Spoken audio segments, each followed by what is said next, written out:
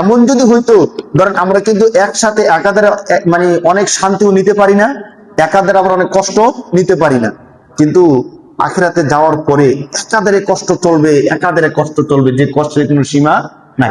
কোরআন শরীফের 25 নম্বর পারার এক আয়াতের মধ্যে আল্লাহ পাক রব্বুল আলামিন এই বিষয়টাকে এত চমৎকার করে তুলে ধরছেন যে জাহান্নামী যখন জাহান্নামে যাবে, আপনাদেরকে আমি প্রায় সময় বা মাঝে মধ্যে একটা কথা বলি না, যে এক ওয়াক্ত নামাজ যদি কেউ ছেড়ে দেয়, আল্লাহ তাআলা তাকে লক্ষ লক্ষ বছর জাহান্নামে দিবে।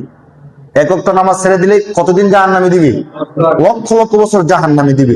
এখন দুনিয়ার মধ্যে আমরা বাঁচি 70 বছর 80 বছর, আর এক ওয়াক্ত নামাজের জন্য যদি 1 লক্ষ বছর জাহান্নাম হয়, তাহলে কত ওয়াক্ত নামাজ আমি ছাড়ছি? আমি কিন্তু শুধু নামাজের কথা বলতেছি।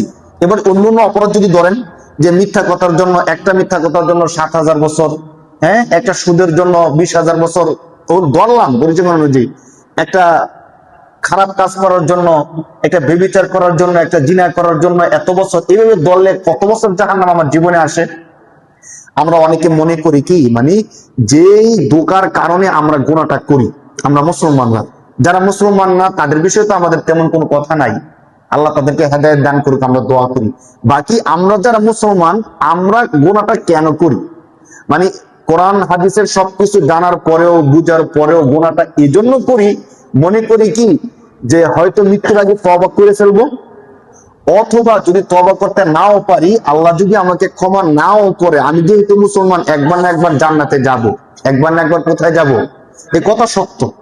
মুসলমান যে সত্যিকার ইমানটা নিয়ে মরতে পারলে একবার না একবার জান্নাতে যাবে, কথা কি আল্লাহ রাসূল নিজেই বলছেন।